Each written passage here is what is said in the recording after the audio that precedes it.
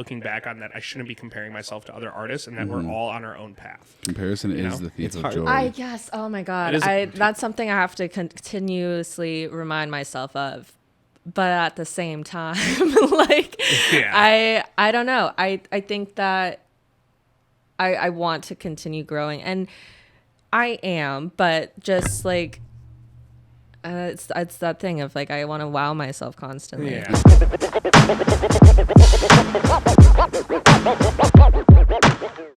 All right. Well, we are at episode 18, sitting here with the legend Max Dashevsky and Y.S.A here. Thank you both for joining us. We are fresh off 5-day festival, Electric Forest. I was sleeping in my bed every night. Still all running on fumes. Yeah. But welcome, guys. Thank you for having us. Yeah. Max, legend in Detroit, been doing I would say, veteran. Oh. Wait. I thought you We did got that on theme the music. I know, it was What? Max is like, yeah, this is me. The Great Lakes are calling me right now. Interesting. But yeah, as I was saying, veteran in the game, amazing photographer. Y.S.A, also an amazing photographer. I've been seeing you literally everywhere recently. I don't know how you're doing it. You're everywhere. So My Instagram's just flooded with her posts. seriously blowing up. I've been seeing your work everywhere and getting reposted everywhere. So it's Thank really you. cool to have both you guys on the podcast. Yeah. Excited to be. Yeah, I'm excited to be here too. Thank you guys for We having talk us. about camera things. Yeah. Didn't you just come back? So you were in Michigan, obviously. Yep. And then you went back to Florida? No. Oh. Okay. You Wait. haven't Where'd you left. come from? No, I haven't gone Yeah, anywhere. because you were Oh. staying with No, him, right? yeah. Oh, I thought you were saying that you were touching down on a plane or something like that. Oh, absolutely not. No. Okay. I That's was. cool. I drove from Florida to Bonnaroo, and then from Bonnaroo to Forest, Yep. and then I ended up staying a night in Grand Rapids, and then came back to Detroit. Yeah. No. Came back to Detroit. Have you been to Detroit before? No, this is my first time in Michigan. Period. Oh, So wow, yeah, okay. yeah. What do you think? I like the weather. I will say that, but I haven't really felt like I've explored enough of it to get a good feel. The highway system is just a bunch of trees. Yeah, I saw more roadkill in 3 hours in Michigan than I did driving across the country to Las Vegas. Jeez. I don't understand. There's like What's times going of the on? year that it gets like crazy I'm like- bad. Coyotes and Here, gators, sure. Max, can we get you to pull that mic closer to your face? Can we get a check? Check. Hold Beautiful. that. Well, I can barely hear him. Can you guys hear him fine? I can hear him. I can hear him. Let me Not as hear. loud as the rest Like, of is us, he but clear? Check. he's got a loud I'm number voice. 2. Now Oh, you're okay. turning me up. He's number 4, I believe. Check. Check. Okay, There yeah. Wow. Cool. Beautiful. Wow. But yeah, Damn. hella roadkill out here. I don't know what the deal is, if the wildlife haven't gotten the get-go with the Yeah. highways and stuff. I mean, Well, that's so ignorant to say, but They It's a need good some sign nature and a highways bad for sign. sure. I was going to say, Yeah. out in like Utah and Colorado, they have those nature highways, which are Yeah, some in proven Florida too. Okay, Yeah. they're proven to actually work, which is actually really cool. Have you hit a colossal pothole yet? Okay. No. Did you guys miss them all out coming into Yeah, my crib? thank Oh, God, okay. dude. No, we did dip in a little bit. Yeah. We did dip in one. So bad. They're so Literally, bad. this bend right out here is like swallowing cars up almost every day. It's Jesus. I'll be doing Michigan work is at my known. computer, Yeah. and I'll just hear like a "Kutum," and I'll just run outside and boom, boom, boom, boom, boom, boom, boom. I'm like, oh, there goes another one. Oh Damn. no. That's the worst. Yeah. they're craters out here for sure. Oh yeah, Michigan roads suck. Yeah. I mean, one thing that I've been figuring out is most roads in America suck because I've been, driving around pretty much everywhere, and it's not any better anywhere else. Actually, well, I will say Florida's actually not that bad. I'm realizing that now. Georgia, I gotta say, I think has the best roads. Hands I agree so with you nice. on that. Hands Tell that down. to Atlanta. Yeah. Atlanta, Yeah, Atlanta sucks. but Atlanta's Everywhere bad. outside, like on the outside skirts of that, is like It's nice and glass. well taken care of. Seriously. Yeah. I realize it has Well- to do with if you have tolls or not. If you Yeah, have for tolls, sure. your roads are Mm-hmm. primo. Because all that money's going back to that. Everything else is going God knows where. Also in Michigan, we have winters where hot and then cold and then huge semis I think equals that's a lots of myth. cracks and stuff. What do you mean? Like when stuff heats up and cools down, it separates and cracks. And Dude, then- look at Ohio. Ohio's got the same weather that we do, and as soon as you cross that borderline, it's like Yeah. it's so bad. But you have a point. yeah. Okay, enough about the roads. What's up, guys? How was Forest? Tell Forest me about was crazy, man. I'm still recovering. Yeah.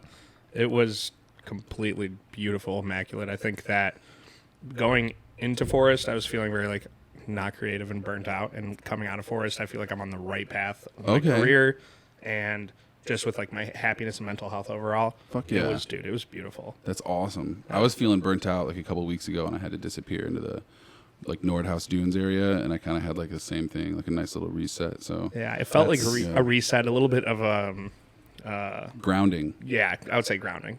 But it was beautiful. So many experiences, running into so many friends I haven't seen in a while. Networking was just out the wazoo. I was Yeah, gonna it's say the like beauty getting your feet down on the ground and just being able to like network with like Dude. everyone and just seeing everybody like It's in the cra- creative world too, and just like rubbing It's those shoulders is crazy, really dude. cool. It's crazy. And then I think also just like meeting so many people that I inspire to work with or that I look up to, and just like getting to hang out with them one on one, and just like, dude, we were having like heart to hearts, going and catching shows together, dancing together. It's like the world around us didn't really matter, Yeah. and there's no like social barrier. Well, when you're surrounded by the same people that you are and that you do in the same creative field, like it's really, I assume it's really refreshing because, you know, you're the average of all your friends. And if you and all your friends are all together doing the dope shit, like there's nowhere to go but up. Dude, it felt amazing. Just like a high you couldn't like get off of that ride. You know what I'm saying? It was so nice. That's dope. I'm But, happy yeah. for you, man. Thank you. I appreciate it. Body wise, struggling. Dude, Struggling hard. Well, aren't you guys going to Grateful Dead tonight too? Yeah, gotta- we're going to Yeah. Grateful Dead and John You Mayer. got tonight. it. Saturday night I hit 30,000 steps. That's 15 Holy miles. smokes. Dude, I hit 25. That's a lot.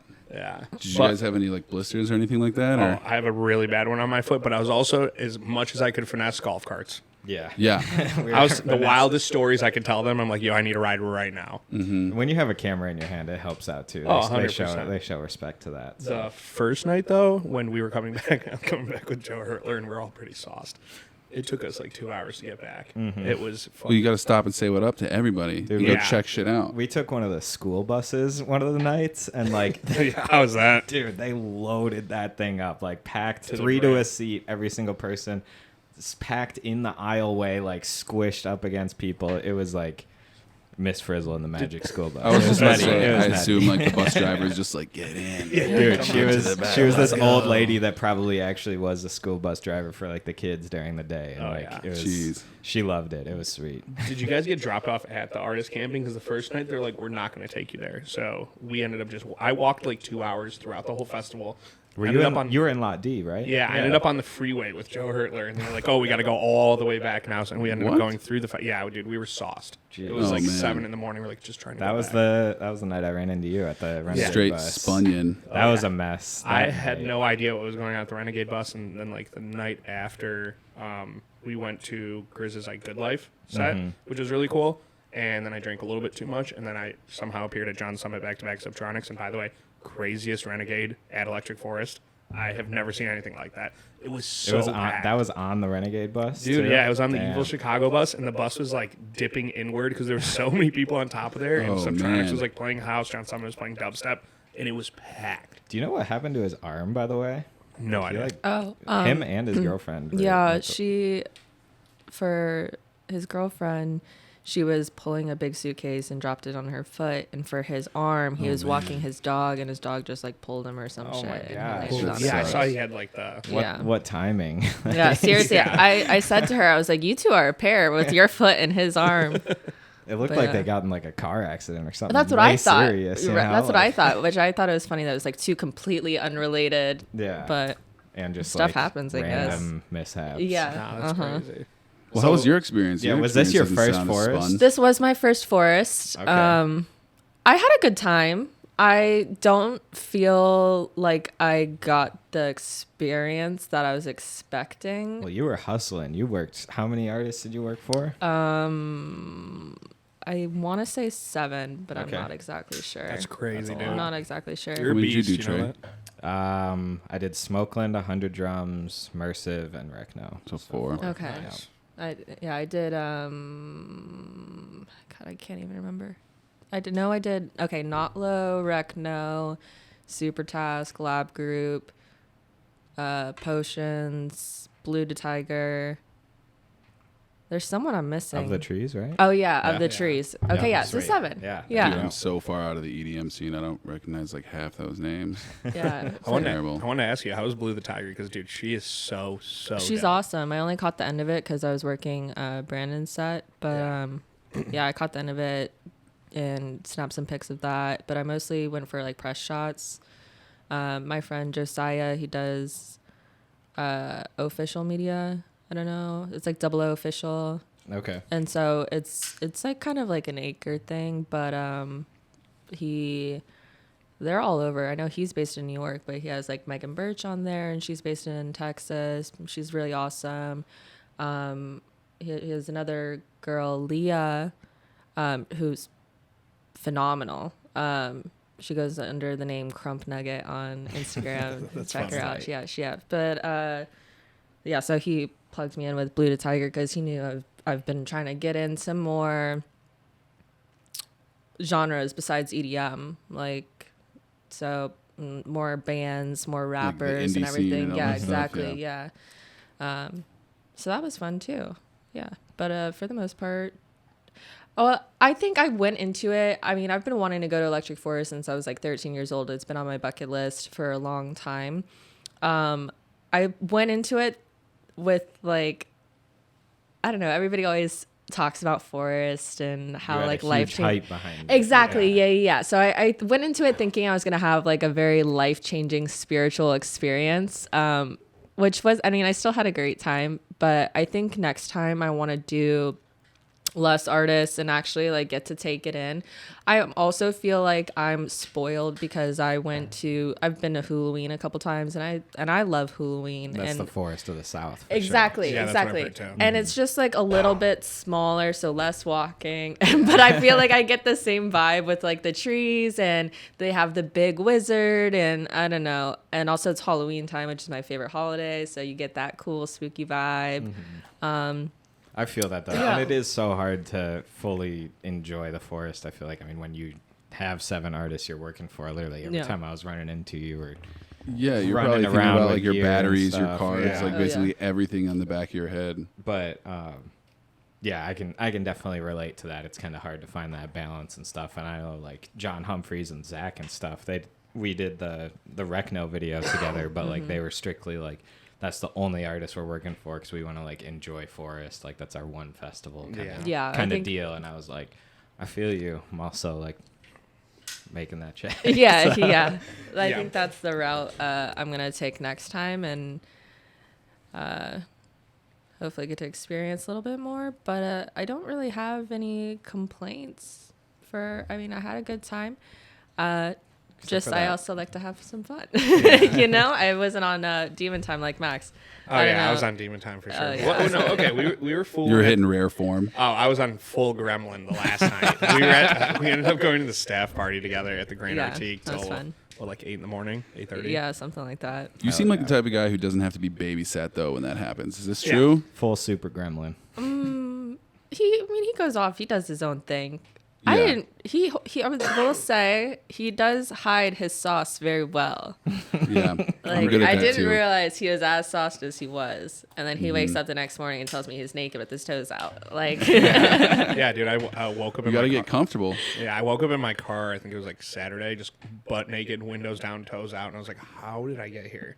But that's the Forest. Yeah, that is the worst. The Friday Saturday like gap right there. Yeah, it definitely the kind of bender. takes a form. Oh so yeah, for sure. It's a different world. I've only been to Electric Forest once, and it was in 2011, like the first year that it started. Okay. And I think I was either 16 or 17, and honestly, I don't know how I got the tickets because I think you have to be 18 now to go, right? I think so. Yeah. Yeah, I feel like you're not going with a guardian or something.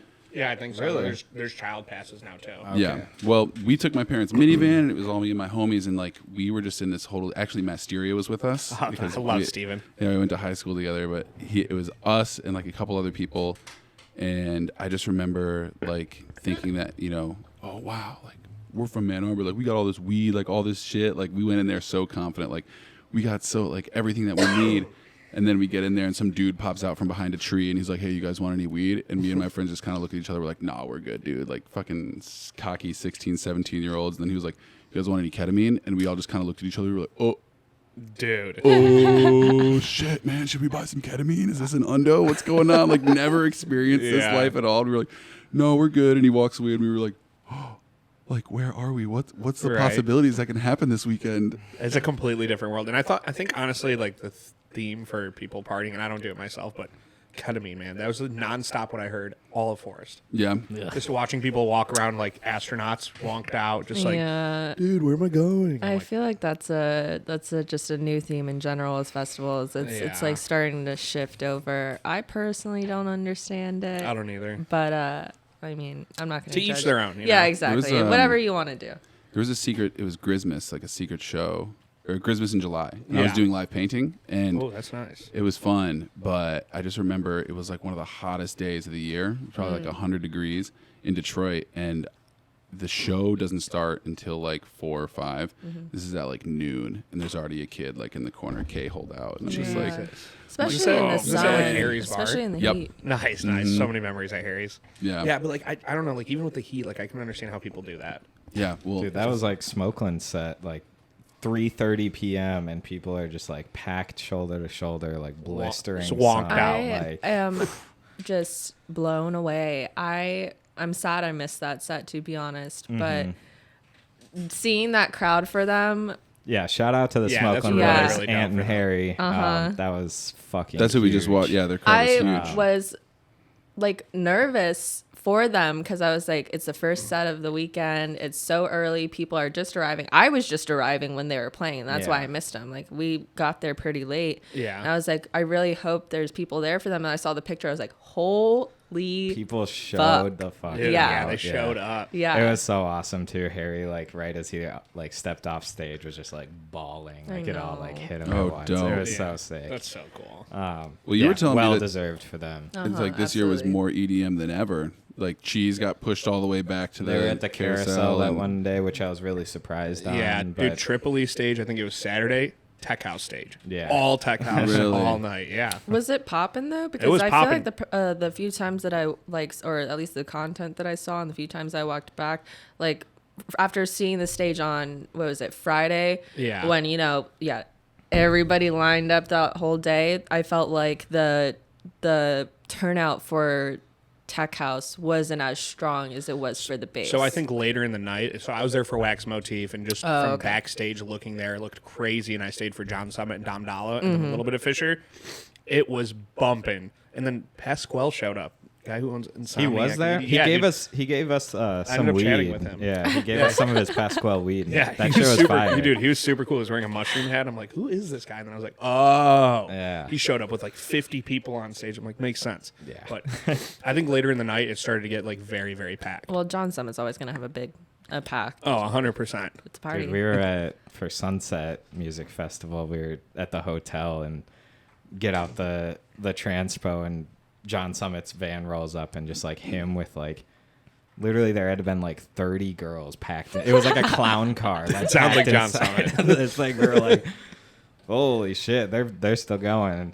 Yeah, the young playboy of the tech house scene. Oh yeah. Yeah. He's blowing up right No, now. 100%, dude. I mean, I met him in 2019 at a Movement after party, and comparing that to now, it's like he's exponentially grown millionfold. Oh yeah. It's nuts. Speaking of like growing up or like just glowing up, the glow up of Mersive too, like the 2018, like the last year that we did Forest till like this year.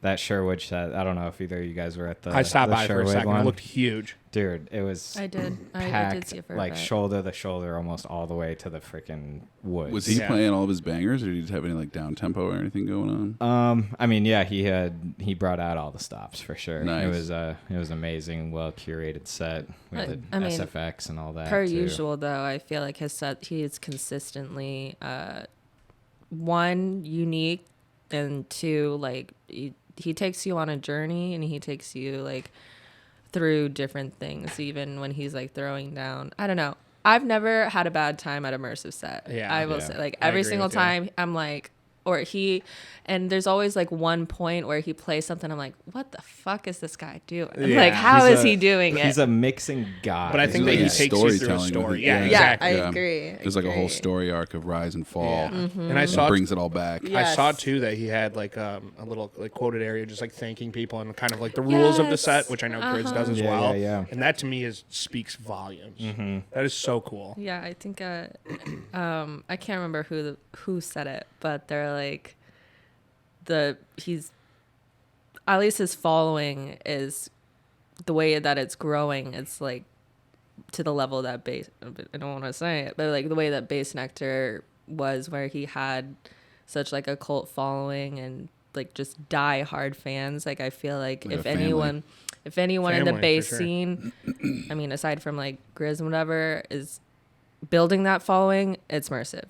I agree with that. People following him around the state.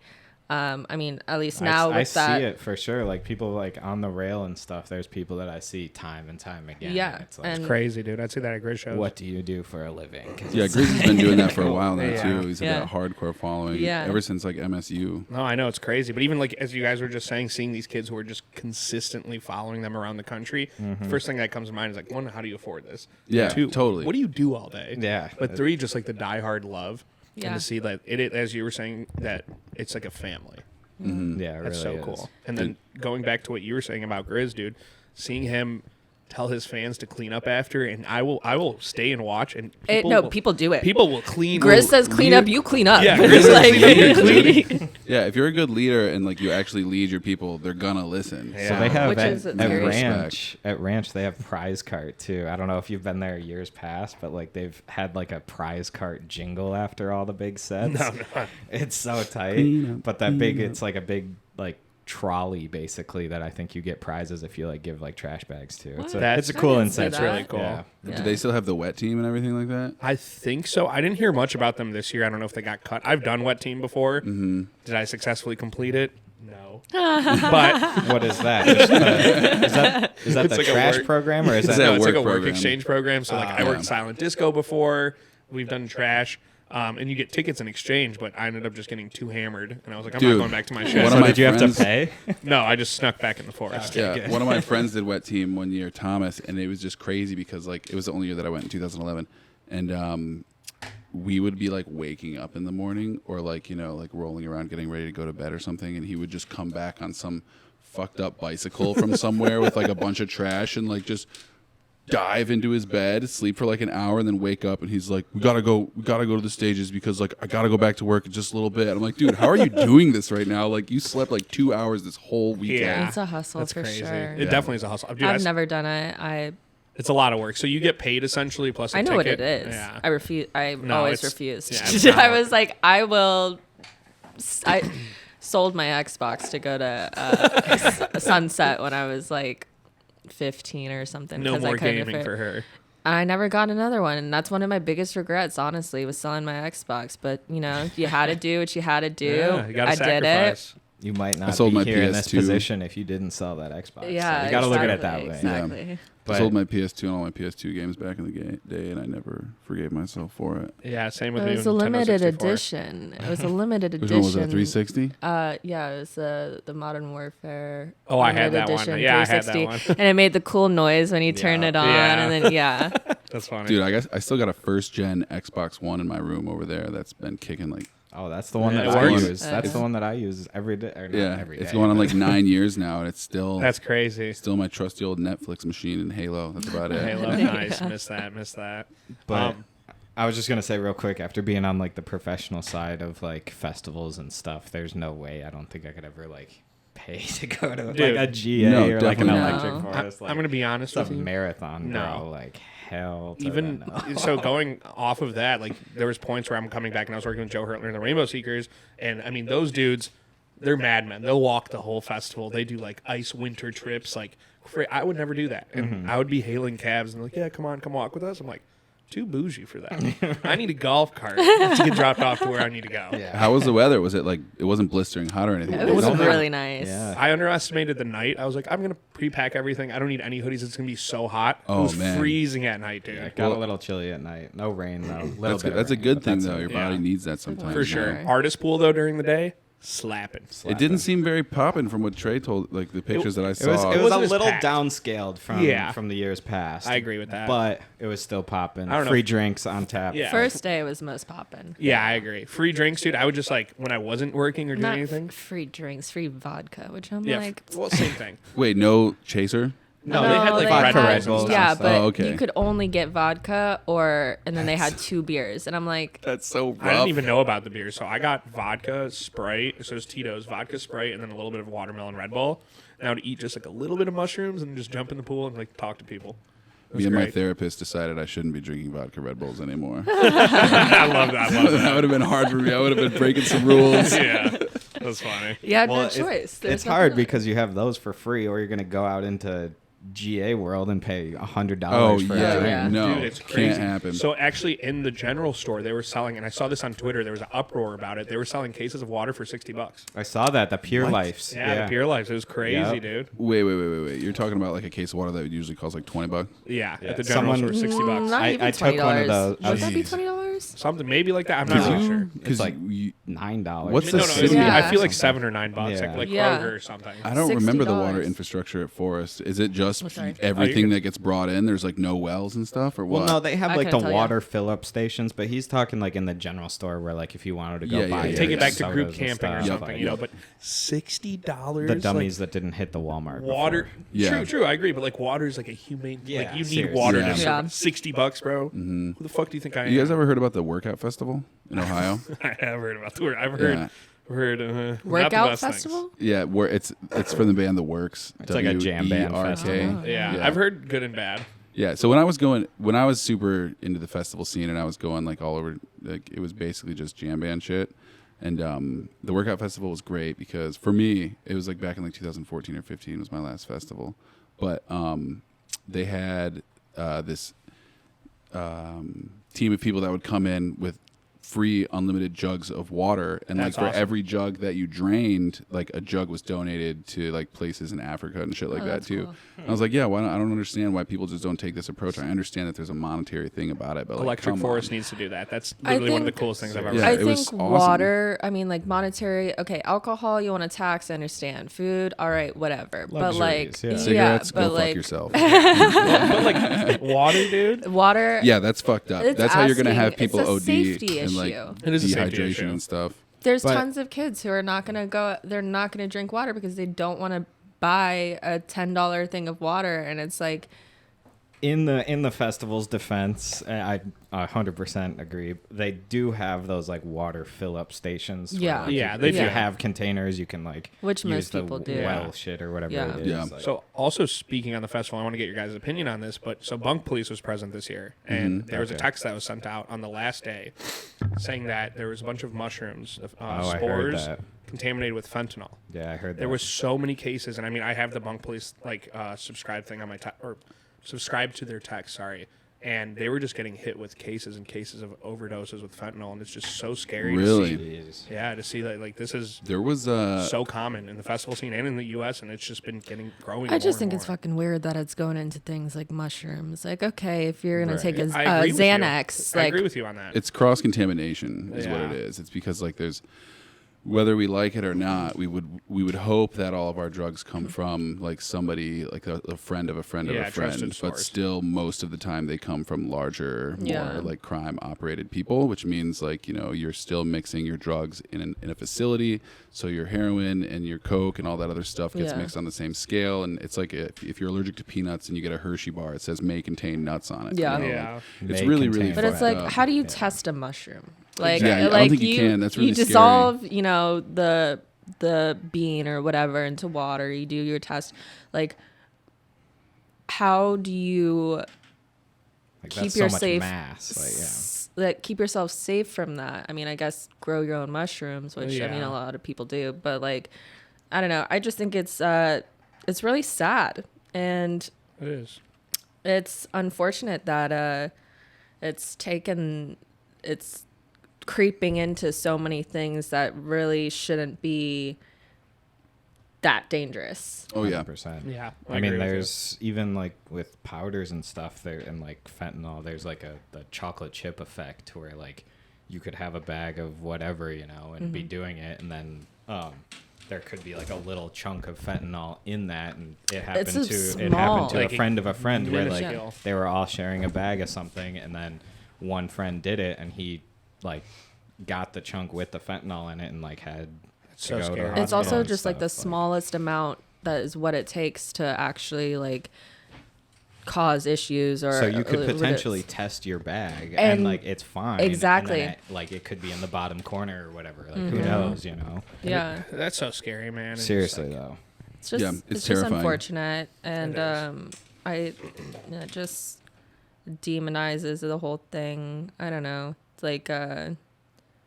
obviously you put yourself at risk when you're doing drugs in the first place. They're not necessarily good for you, but I think that creating a safe space to like enjoy yourself every once in a while or do whatever you want to do is like just like back in the old days. Like, I was about to say, there was a time where like you could only OD on coke if you did so much that your heart stopped. Now it's like people like Mac Miller and other things like that are still can get a bad bag, like no matter who you are, where you are. Nobody's safe.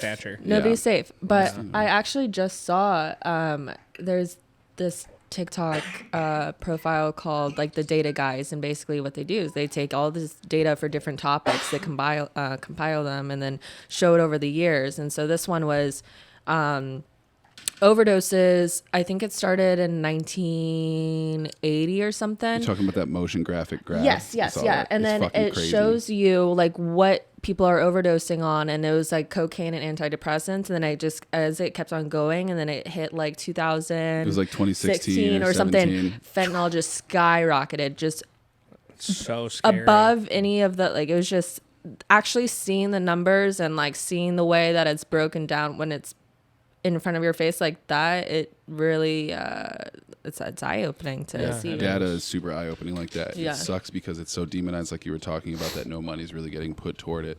And I mean, as unfortunate as it is, most things in this country never really get touched or even looked at until like rich white people start dying. Mm-hmm. That's true. So it's like until there are, though. But like who it's gonna have to be like who in the pharmaceutical company's brother has to die for them to be like, shit. Big Pharma is the reason why fentanyl is on the market in the first place. Is that's where it came from. And so like for I don't know. I don't think it's gonna go anywhere in that sense. They're making too much money off of it. It's a money thing, and it's like it doesn't matter how many people die. When it's a money grab like that doesn't matter. Yeah, it doesn't matter. Which is sad. It's unfortunate, but I feel like that's just like a reoccurring theme with a lot of things that are happening. Or it goes back to like the whole water thing. I don't know, just money. Yeah, money. So I can buy things. I need things. Yeah, I mean, I will say I like to spend my money. I do. I go shopping. I have a shopping problem, but like, don't we all? Yeah. Just I the focus on money with the. Yeah. Just but you're not like a murderer. No. So there we go. There's a difference there. You know? Yeah. But on a lighter note, away from all the sadness, I wanted to ask you guys, what was your favorite secret set you caught at Forest? I didn't go. In spirit, if you could have been there. I mean, I was just catching I didn't catch too many outside sets that I wasn't working, I would say. Yeah. I mean, there were definitely a handful.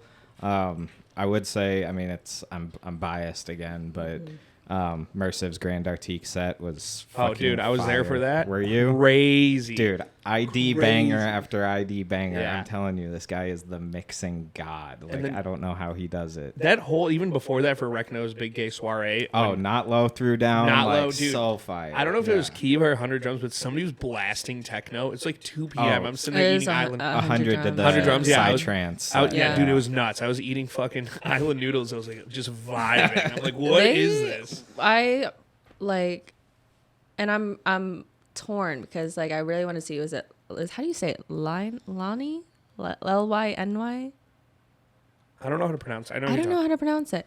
Anyways, he is really fucking good, that guy. But I think he was at the same time as the Big Gay Soiree. But they were just going so hard. And also, like, I was saying to David and Emma afterwards, I'm like, this needs to be a thing because Jesse and Alex were just like feeding off of each other.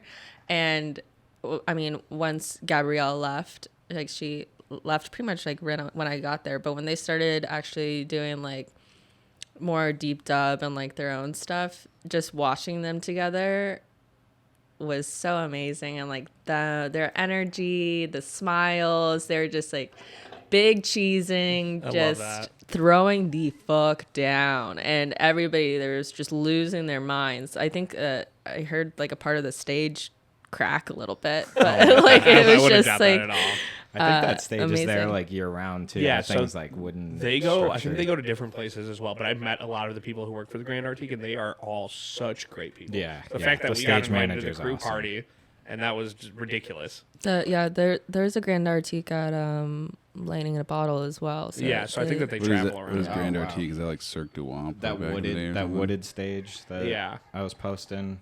That had like They claim that they're the best stage, and honestly, dude, when I would say out of everything that I was working or bouncing around, it just felt like a family there, and I met every single person that worked there, and they were so cool, so cool, understanding, willing to have conversations, and then like I said, we got invited to the crew party, and it was nuts. I saw some really amazing acts at the Grand Artique at Lightning in a Bottle that I just happened to stumble into and was like blown away there, but they did a Dirt Wire did an orchestra where they had like a conductor write down a word on a whiteboard, and then he would show it to everybody in the group, and then they all just had to like play and jam off of that word.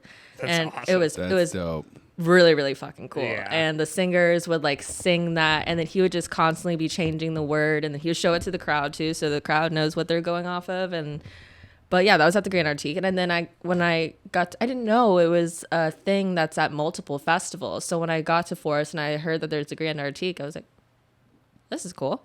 Yeah, and I didn't. Yeah, this is news to me. I didn't know it was a multiple festival thing. That's they really travel. Cool. I had no idea. And their sets are so real quick. I just want to say the sets are super dope. I met this kid Aiden Sokol. It's so cool. I don't know how to pronounce it. Sorry if I'm butchering it. But I met this guy the day before, and we just had like a heart to heart. I was like, he's so nice, such a cool guy. Ended up stumbling into his set at the Grand Artique. My man was throwing the fuck down nastiest house cuts I've ever heard. Hell yeah. And he had that shit bumping. It's nice when it works out like that, too. Yeah, and the thing is, kind of like somehow accidentally, like the universe is just dude, like, here you go. It was perfect. And like, you know, stumbling up, and I just met this guy the night before, and seeing that he drew in such a big crowd during all these huge headliners to see people sitting there dancing there and supporting. It was so beautiful. Didn't you say that Grizz's set at the Grand Artique they had to shut down? Yeah, dude. Okay, so I too many people. Yeah, so I forgot about this. I was there the day before, and you know, I think they just announced it later, like the next following day. But they were talking about how the stage is so small it can't really hold that many people. I get word from Grant's team and then from the Lewis the Child team that they're going to do something at the Grand Artique. I'm like, okay, I'm trying to think like secret set. How's this going to work? And then Grant shouted it out at the his Good Life set. He like said something about it on the mic, and then Lewis the Child started putting it on Twitter. Oh man! And the second it hit social media, dude, fire hazard. Yeah. I showed up. It was literally protruding out of the set into the forest, and fire marshals were there. How was cell phone service there? People could still access like all their stuff. Verizon sucked apparently. Verizon. I had AT&T.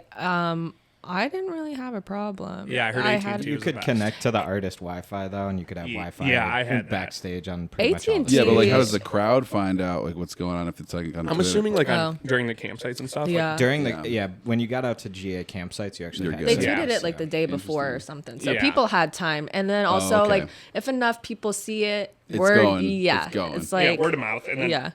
I end up showing up there, and the stage manager, I'm talking to him, and he's like, "Yeah, we had to shut it down. Like, it's a hazard. Well, yeah. It would literally Totally. protrude I into could the have told you forest." before, Yeah. before it was Like- even tweeted. It was But the a funniest hazard. thing is though is that Grant put something out saying like it's not happening anymore, and people were still there like, we don't believe it. Grizz is coming on. Lewis the Child is He's playing. trying to get people out of here so we can have it happen. We're And, gonna like, stay. Exactly. Like I ended up going back to the artist camping, and we were hanging out primarily by like Trey's bus, which is the immersive bus, and like the Lewis the Child bus, and we were all just kicking it there and just like talking about how how this went down, but it's just crazy to see how many people came to support. But it was not the right stage to be doing that at. Yeah, it can't happen. Well, I mean, honestly, though, props to like everybody who was in charge there that took the initiative to do that, because like safety is like the most important part. You think about it, it's a big wooden structure, dude. If people are climbing on shit, people are gonna get hurt. Oh, you can't have like another Astroworld scenario. Yeah, and that's what they were taught. That's one of the few things that they said too, that it would have turned into an Astroworld situation. It's like saying the word bomb at the airport, but it's like you have to like be very conscious of it. You know.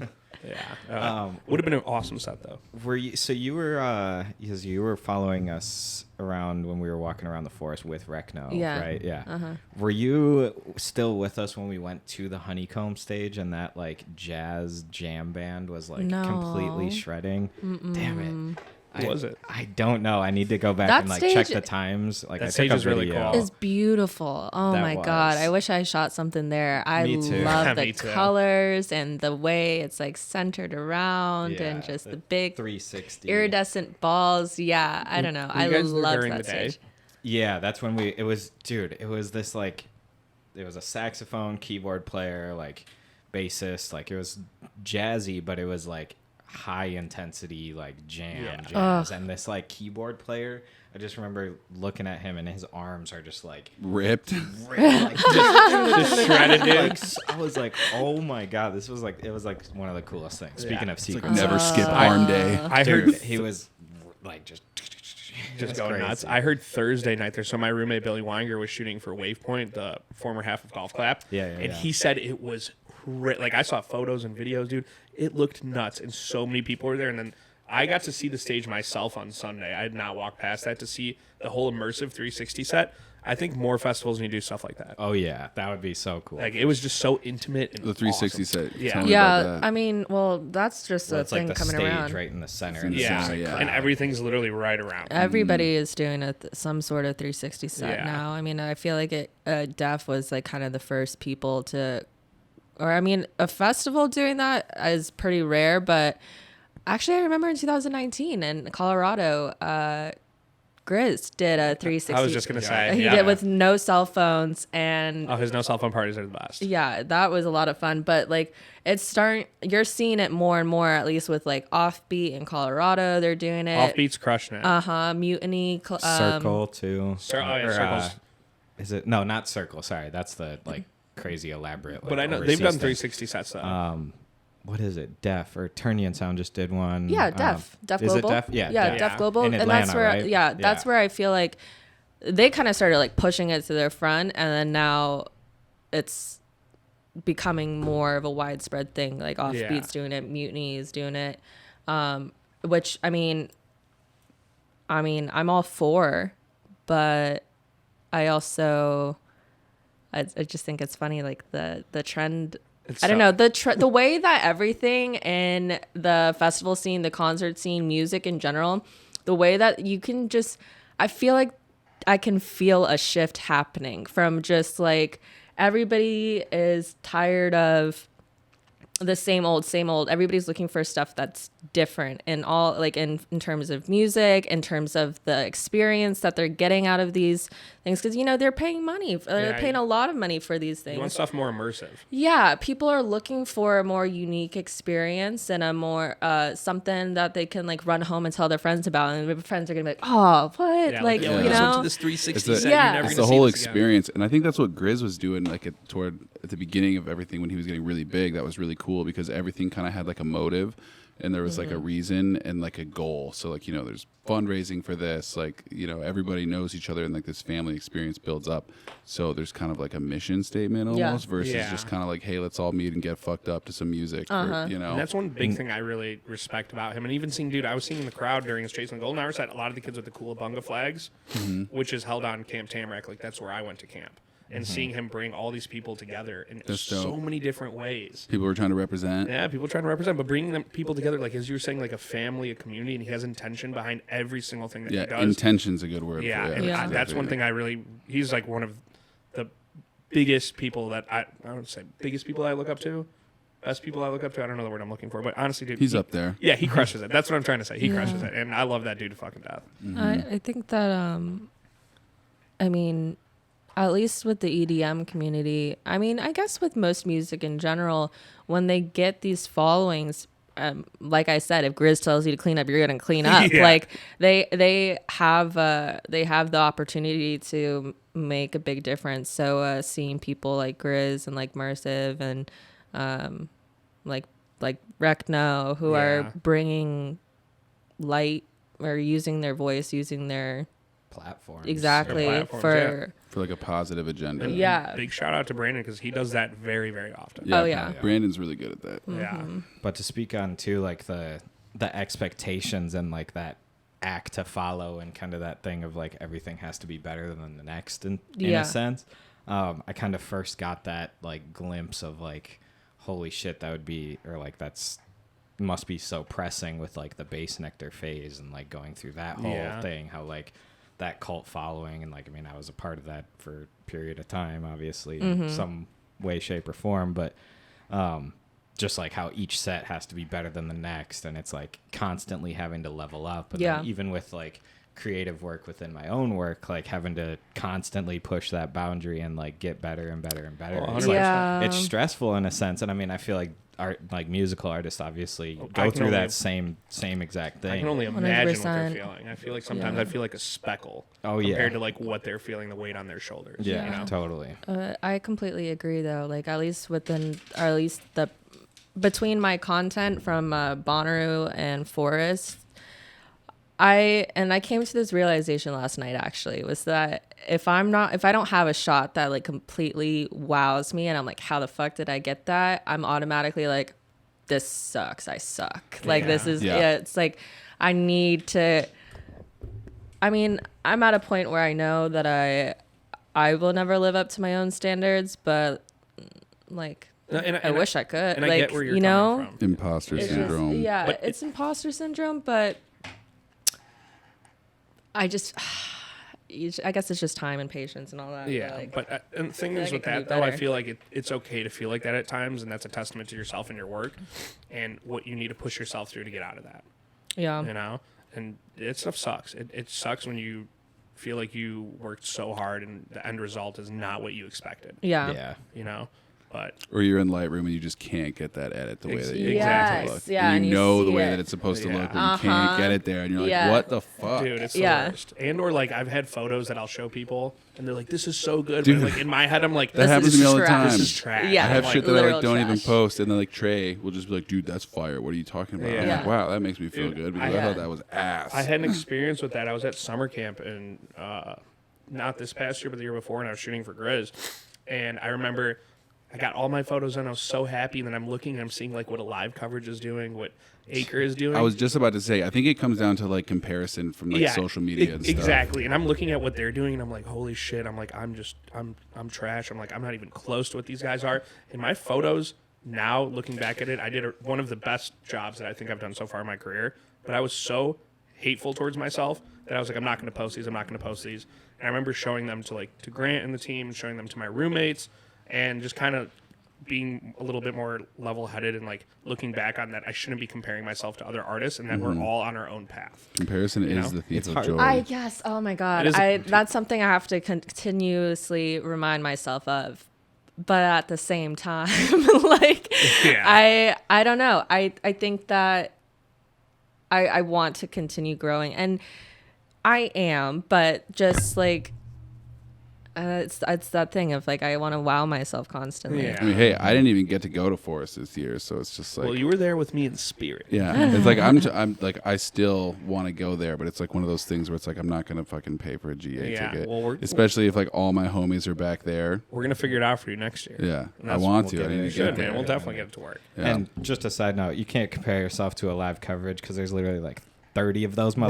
Bro, there's like 40 of them. So like they're literally like, all right, you're on a 12 millimeter, you're focusing on telephoto, you're gonna do just raw clips. Oh, and you over there, you're getting the badass FPV shot. Like Yeah, they're dude. all so specific. Where I'm over there trying to do photos, raw clips, right? and videos all in like comparing an yourself to a hour. whole production Dude, team, I- it's just never I gonna know. work. But you get where I'm coming from with that, though. And it was I really do. interesting, though, to meet them. I met some of the live coverage guys and just seeing them have like 3 assistants with them. And I'm like, damn, Dude, they're just- I had You can that. do They're just Yeah. running back to the media tent, dropping cards. Like It's they had the crazy. string cheese thing done in 40 minutes. They said. What? Like, What the fuck? Wait, you're like a live stream edit or something, or what? No, what do you not mean? live stream. Like a full recap of like Saturday Night Cheese done in 40 minutes after the set. That's one of the And craziest. And nobody shits was I've like ever on a seen. switcher. It was just all like somebody behind a computer, like. I mean, it was. I love that. I'm pretty sure. I just like, how do you get your computer to fucking about to operate say, that fast? you're lucky okay, if your you computer doing doesn't that, crash. Yeah, Export like, times and That's what I'm first of all, saying. data transfer. That's at least They've like got a one of fourth those That's what I'm giant saying. $50,000 Like a Apple supercomputer, fucking dude? supercomputers. Yeah, because my MacBook can't handle that. I'll tell you that right now. I do think it's funny though that, or interesting at least, that you pick a live cover. Like those are the It was just two. what I saw at the time. when No, I'm like, yeah. Okay. So Yeah. like who would you say that you, because when I think about like people where I'm like, oh, I don't know if I'll ever be as good as them. I'll give you an example. Okay, yeah. So like Tyler of Acre Media, one of my really good homies. Every time I see his work, I'm like, damn. I'm like, I suck. I feel like Hyphy. Every Yeah. time I see his work, I'm like, dude, why is You my try shit working not under assembled? this guy 24/7. You know what? You were one of those Believe that. people as well. By the way, sitting across me. oh me? Yeah, you. Oh. Yeah, same Well, with like, we're both- Trey. And same with Trey, dude. And John Humphrey and multiple other people. But it's just like getting in my own head. That's what really just sucks sometimes as a creative. No, I agree. You know? I was saying that like the photographers that I'm looking at that I'm like, oh, I'll never be able to get like them are different from the photographers that you look at and are like, oh, I'll never get like them. Yeah, Which it's is probably different. Yeah, like, for and so everybody. I think that's pretty cool that I like everybody's like, oh, I'll never get to this certain place, but then like You're already We're all there. certain at our people, own place, yeah, yeah. yeah, and Yeah. I don't know. But even though, and touching on this also is like, I met a lot of photographers at Forest, such nice people working for blogs and stuff like that. And I was telling Issa this earlier. I was like sitting down having conversations with them, and they're telling me that they met some kids on the media team or some other photographers who I'm not going to name, and were just so rude to them and just like so in their face. And I'm sitting here just like, feel like we should all be building each other up and creating with one another and not just trying to tear each other down. Yeah, that's That's- really yeah. toxic. And that's a really Gatekeeping- toxic big thing in the scene is gatekeeping. Yeah, 100%. gatekeeping in the community of like, oh no, this is my thing and all of that. I mean, it is hard to a certain extent if you're kind of working on your own style and then you see someone else. But Yeah.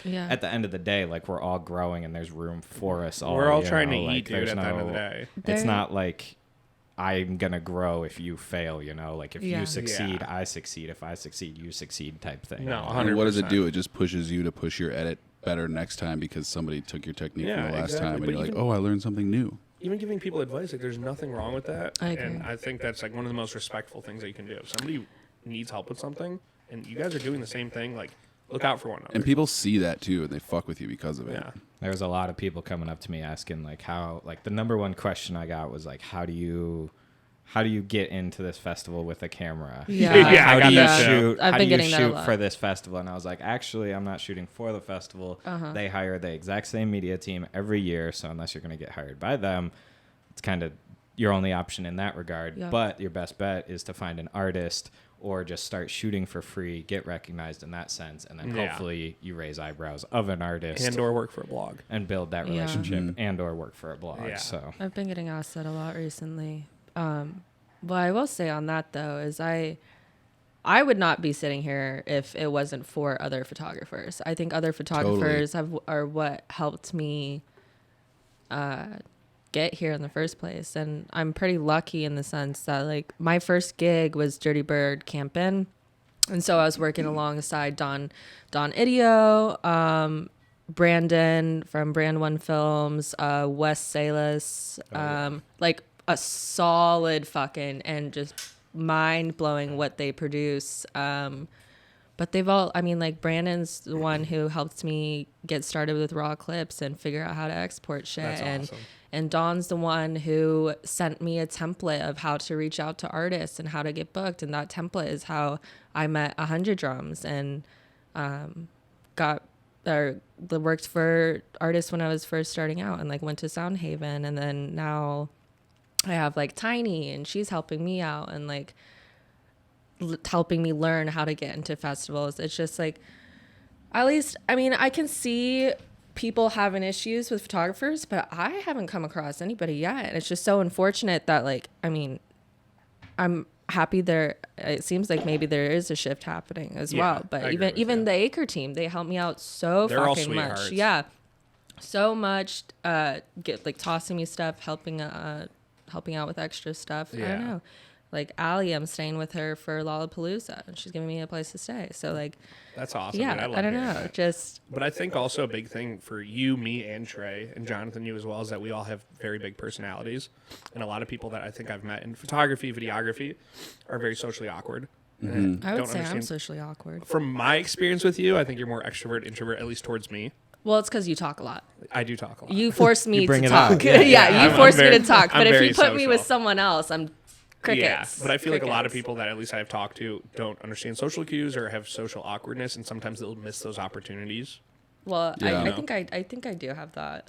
I mean, being a photographer too, especially in the live event industry, you have to know how to network and how to talk to people. Yeah. That's the hardest part for me. If you don't do that, then you're not building those relationships or building those connections. You gotta know? put yourself out of that comfort zone. I mean, I couldn't agree with you just more. as much as getting the good shots and stuff, you got to be that cool person or like that nice person or a person that someone wants to be around. Yeah. And then also on another note, besides people following musicians, if people like your work, you will build up a fan base. Totally. You're not just an artist; you're also a personality. Seriously though, the compliments at Forest this year were like through the roof. It was like really actually insane. Yeah, truly humbling. And I feel the same way. I was really happy though, and I've had issues like this in the past. Is going to shows, and I feel like sometimes obviously our work weekend is a little bit different than others. People are taking drugs, they're partying when we're trying to work. Mm-hmm. I've had issues with people touching me, trying to kiss me. I remember you saying really? that. Yeah, that I shit's post whack. those on Instagram, and I would have guys and girls come up and touch me like all the time, and I never really understood that before until maybe 5 months ago. Slap my ass, grab me. At Forest, nobody did that. People were super nice, coming up asking me for consent for hugs. I've never had. I appreciate that. Dude, I was at Disclosure. People were grabbing my ass when I had a mullet. People were grabbing my hair. It was very uncomfortable. Oh my God. Yeah, there's like a thing where like people think if you're just this big party animal, then it's just all fun and games. And really I get perceived as that very often. You gotta having those boundaries are like really important. Yeah, and setting boundaries is huge too. But I will say at Forest, all the compliments and just like made me feel very at home and very just like respected, and it was beautiful. But I do agree with you setting boundaries, and I think coming off as I have a very big personality, coming off as somebody with a big personality, sometimes people who will follow me on Instagram think that we're friends, but they know me on a more personal level. And setting a boundary with that has been something I've been trying to work on the past couple of months. Yeah. Well, it's good. I mean, boundaries do nothing but help weed people out too, because it's like when you start setting boundaries, if people don't respect your boundaries, you're like also have to like it's kind of a reminder to people. It's like, hey, I'm setting my boundary because I want you in my life. Like if I didn't want you in my life, like you wouldn't be here. Exactly. So like I'm just letting you know ahead of time, like this is what's okay and what's not. So. Yeah. Luckily, I 100%. haven't run into that issue. That's good, and I hope that you don't. I'm a swing on them. These hands are rated E for everyone. That Nikon makes a good weapon, I hear. So. There you go. How was safety That at Forest this potato. year, by the way? I thought safety was great. I did see at the RVs probably the most was when I saw the med carts going around. It's probably at the RVs, but felt like pretty much safety wise, I thought it was going pretty well. Security was pretty nice.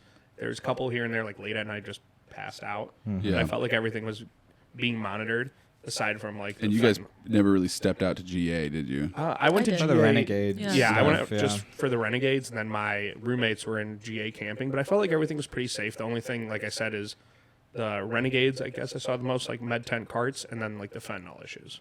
What? I saw a post about someone that had a goat as a service animal. What? At a I did not festival. see that. There was I somebody wish I at did. Electric Forest. Okay, I wish so I did. it might be the same guy who at Movement the past couple of years would have a Oh, goat. I know who you're talking about. he's I don't try- think it was that same Okay. It's guy. not the I guy know in Ann exactly. Arbor I've who seen walks him. around with a that goat. Yeah, guy. I've seen him It's outside him? of Grismas, like the Masonic Temple. He'd be outside. They wouldn't let him in because he'd have this giant goat. Yeah, got pictures I of that remember. dude. Yeah, Me too. Me too. Ghosts just poop all over the place too. Like why? Yeah. It's like I feel like a dirtier But animal like to as bring a along. service animal, like Yeah, that people are goat just- definitely is not a seeing eye goat. Just to put that out there.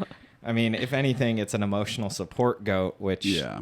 like, if you really need to bring an emotional support Hey, dude, animal maybe that's or his like a homie. service animal to a festival. Like I personally would not bring an animal to a festival. I did see a lot of dogs without It was fucked up, in without my ear opinion. protection. I saw a lot of dogs without ear protection. Blows my mind. And I saw a lot of babies, and some Yeah, of them did not have ear The protection. babies as well. without Yeah. ear protection just kind of blows my fucking It makes mind. me it makes me angry. Oh yeah, it should. Well, I mean, I feel like the parent also doesn't wear ear. But one time I did see the parent wearing earplugs and not the baby, and I'm like, bro, What? like what type what? of how fucked up can you be to do that? oh, their eardrums know. aren't developed. That's fine. I don't even know. No, they're just a baby. Like, dude, what's wrong with you? I mean, Jeez. Yeah. But yeah, I remember when I went to my first forest, there was like a security issue only at, like in the GA area because like there are some people who go there and like don't go into the festival because they don't have tickets and they just like lurk. Yeah. Oh. There was people Huh. when I went, I think it was Friday or Saturday, I went into town to go get breakfast. And there was people just lurking around the festival trying to get tickets, but like very, very sketchy. Yeah. It was very interesting. there's always like a group of people who buy tickets or get into the festival simply just to like rob or like steal phones. And that's stuff a like that's that. that's a big every thing. festival, Yeah, yeah. and that's Yeah. a big thing. But one thing I noticed too, going out of town, and very random, I assume that they do this, is like when we went to go get groceries, we went to go get food and stuff. A lot of these places outside of town were giving discounts to people with electric forest bands, 10% That's off, cool. 20% off. Wow. Which is kind of like, I mean, that's their encouraging others. biggest weekend of the year, probably. Yeah. Of service. No, I'm it was surprised really they didn't cool. tack it up. Yeah, exactly. But it was really cool. The only thing that kind of bothered me a little bit is like, I wasn't wearing a hat. I have green hair. People were looking at me like I was like Satan. Yeah. Who is this guy with green glowing hair coming to my restaurant? It's the same way with summer camp in like those small towns when there's like, fuck, we've got that festival this weekend. God Yeah, damn like it. all these wooks and hippies are going to Yeah. be my town. Yeah. That's how Soundhaven. You were there. Yeah. At Soundhaven. That drive into I was- Soundhaven. That's Well, I was in and out. boonies. I literally just drove. Oh yeah. drive, like, how yes. it's like Cops in on I was like, am Delaware. I going the right way? Oh There's my like god. Confederate flags hanging up everywhere. It's like, where Yeah. the fuck are Good God. we? Somewhere I It's don't want to be. Tennessee, baby. No, I mean, Woodstock was in the middle of fucking nowhere too. Though. I went to what was the fest they had there? Mystery Land, and it wasn't like Soundhaven. Soundhaven was in the sticks. It was scary. I did like the bowl shape, the natural bowl shape. Yeah, that was my favorite part because no matter where you were in the crowd at Soundhaven, you could always see the fucking stage. That's cool. So nice. I love just like natural Yeah. amphitheater style. And if it's at night and the dust is coming up, you can see everybody's headlights like, whoo.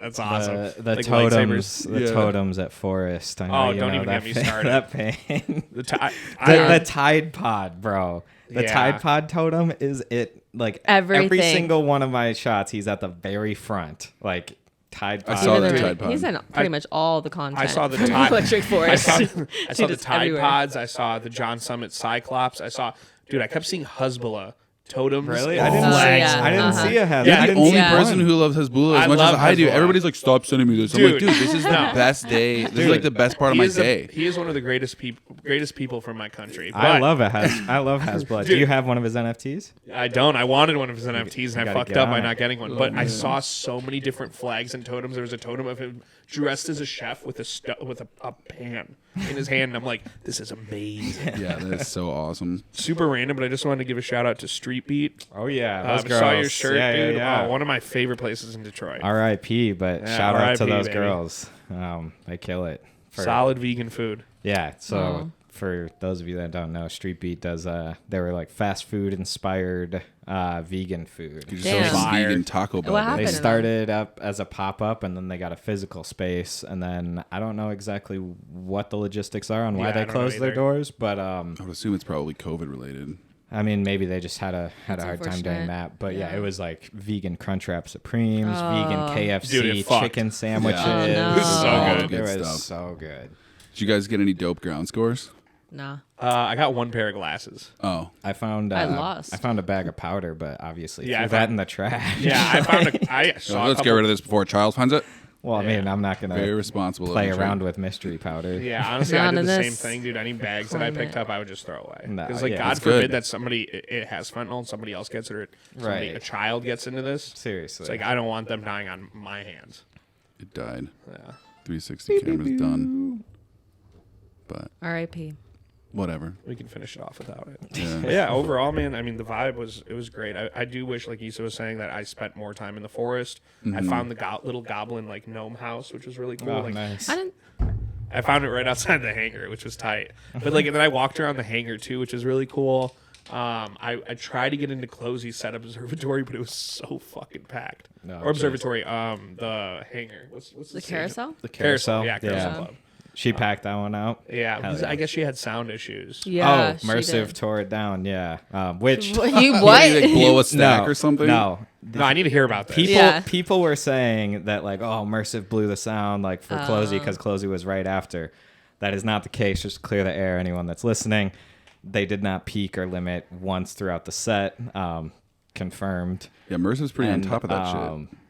Yeah, I don't know what exactly the issue was, but it was probably Unrelated. just yeah, exactly. Unrelated electrical or something. Yeah. But it wasn't like Mersive blew that shit up. Dude, just talking about sound, by the way. So at the Renegades, the Evil bus where John Summit and Subtronics God. played, they had a fucking Hennessy sound system. That was I've never seen one of those in Michigan before, and it was so buttery smooth. And the Struggle bus was fucking bumping too. Joe Hurtler did. It was really cool to see. So Thursday night, like I'm shooting with Joe Hurtler, and Joe's doing a DJ set after. Oh, nice. And it's Joe Hurtler competing with Joe Hurtler on the right side, and then Mize on the Mean Mug bus, and he's playing house music. And just to see them competing, and then somebody was on the Evil bus, and just dude, it was just nuts. So many different crowds of people. So we were out there for Mersive and Yeah, Opalite I ran into set. you after Yeah. that. Yeah, and that was, I mean, if you were on any sort of drugs out in that crowd, like I feel for you because that must have been horrible. Because the Yeah. sound bleed, like they were offering the it was- stage next to them money to turn it down. I was stuff. gonna say something I Like- didn't want to, but yeah, dude, they offered the Struggle bus I think like $500 Yeah, to turn down the sound. because And- the second you passed in front of the buses, like into the crowd, it was just like you're listening to 5 different songs Oh, at that's once. terrible. Like, Yeah. just horrible. But then I don't know if you noticed this when you were up there. When I was with the Struggle bus guys, they're good friends of mine. The cops showed up. There was, Really? like, a well, sound- they fixed it like Friday, Saturday. Like Smokeland had an after party in there, Yeah. and it was fine. Like they I weren't think even there. so. The issue was with I saw that they had function ones, but the tops were working. I don't even know if they had bottoms or the bottoms just weren't working. For the Renegade or that middle stage? No, the middle one was Struggle bus for Mean Mug. Oh, okay, yeah.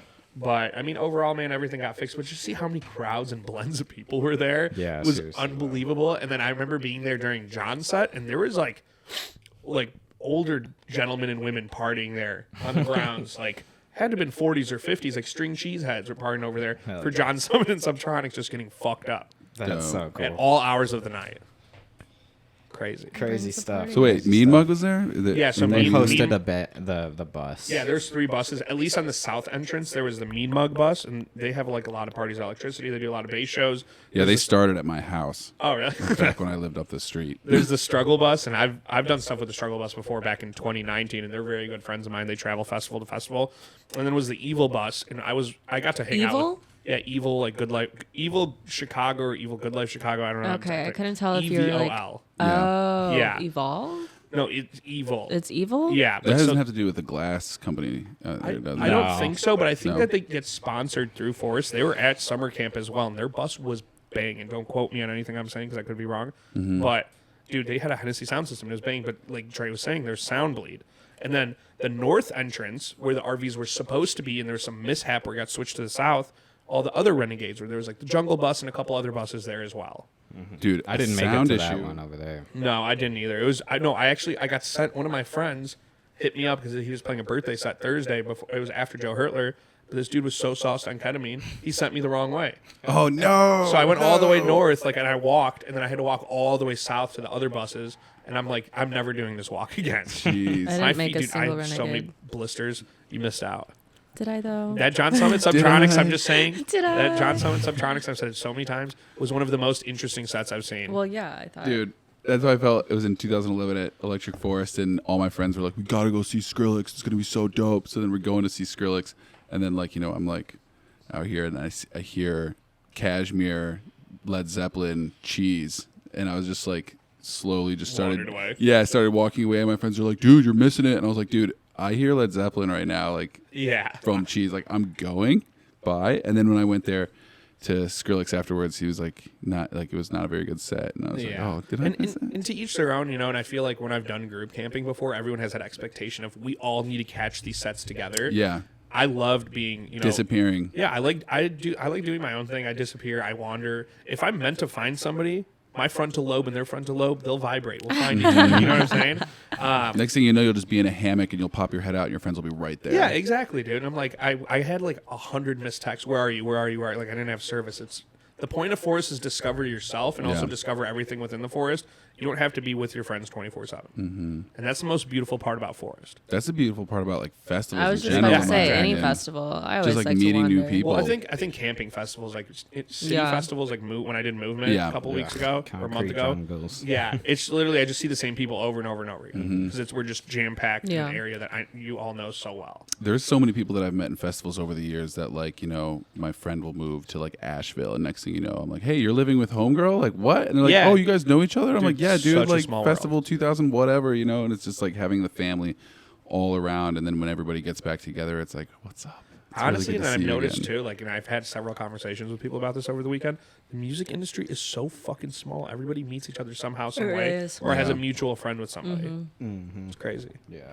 And I wouldn't trade it for anything else, honestly, dude. I really feel like that I'm on the right path for myself, and I love being immersed in meeting people like you guys and sharing moments like this with other creatives. And that's one of the reasons why we even started this podcast too, because all we do is we see our friends in the field, and there's not really a lot of time to talk when we're running by each other with cameras. We're like, yo, let's all get together and like chill. Let alone with live event stuff, you're screaming in each other's ears. Oh, How are you? Yeah, dude. But tip for next year, I'm going walkie-talkies and bringing my own golf cart. However, I can finesse it. Yeah, we were talking. gotta get an we were e-bike, talking bro. about a personal Super golf 73. Yeah, dude. cart. Can't bring bikes into the forest though. Unfortunately, there were some people with one wheels though. I think only in the artists. Yeah, I saw a couple guys with one that's wheels. clutch. It That was would be very clutch. clutch. I don't know how to ride those things. I don't either. I They're- can't do They're it. dangerous. So like they Very have dangerous. like it's like you lean forward to go obviously, but if you lean too far forward, they have what's called pushback, and it'll give you like a little nod to let you know that you're pushing too hard. And if you ignore that nod, and like sometimes you just can't feel it because you're going over bumps or whatever, it'll just completely shut off and just nosedive, and it just slingshots. One of my you. friends like That's the only reason why I road want rashed mine. Holy himself so shit. bad, and like almost had to go to the hospital because of my one of God. those. And I was Yeah, just like, that's like the one reason where I'm like, I'm good on that thing. Yeah, that's fucking crazy. I can't do anything on wheels besides bike and scooter. yeah, I feel can't you. roller skate. I can't rollerblade. What about I can't, longboarding? No, I can't. I I can't. wish- pushed longboard. Mongo. I can't I'm skateboard. destined I for got an death. e-board over quarantine because I was bored out of my mind, and that thing is sweet. Like, Yeah. being able to He's control one it. of the with Recno shoot he busted out. Oh yeah, I was Yeah. screwing around in the warehouse for that Dude, one. but yeah, could you imagine trying to do that at forest, bumpy ass grounds? Yeah, You would die. jeez. I can't tell you how many times I was drunk and I'm walking. I'm like, this is not, and in pitch darkness, it's not Oh, leveled, and I just yeah. fall on my face. I'm like, fuck.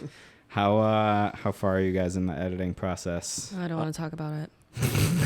So, He's done. Yeah, I'm finished. So I worked with Joe Hurtler in the Rainbow Seekers. I was also going to be working with Kareem Ali, and he had some visa issues and couldn't make it out of Germany. Damn. With Joe, I got all of their photos and videos done.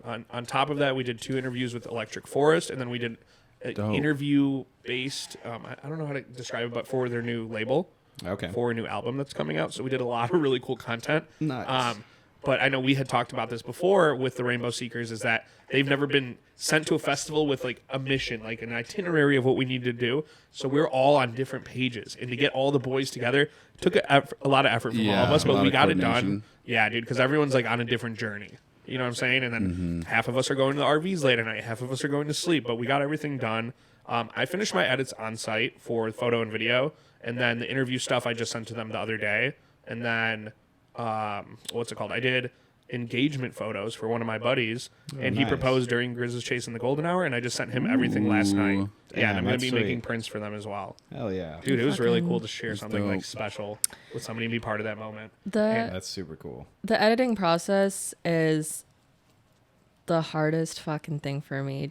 I was telling Billy this last night, actually. Yeah. It's like when I'm editing's my favorite part. Like that's what makes my photos is Yeah. I'm gonna admit I'm not the best photographer. I'm a good editor. Like I can take a bad photo and make it look pretty okay. But like this whole turnaround time of, because like social posting is like time sensitive. You have to like, it's just me rushing my editing process. I don't get to do what I want. Like I can't take the photo to where it actually needs The to level be. it needs to be at. Yeah. It's not gonna like, hate being rushed. Like this whole gotta push everything out, gotta have everything within a week. Fucking hate it. That's like my least favorite part about working for artists, or you know, just like I just like to take my fucking time and like really put, you know, as much as of myself into these photos. Like also I will say my culling process is a little unorthodox, and I could be faster with that, but like I really do view every single photo, and then I have like an area that I'll go to depending on what the photo is. If it's daytime, if it's nighttime, I edit completely differently, and I don't like, and it's just frustrating. So yeah, I got a few sets done. I got Nautilus done. I think I got Super Task done, but like I just wish it was respected more as an art.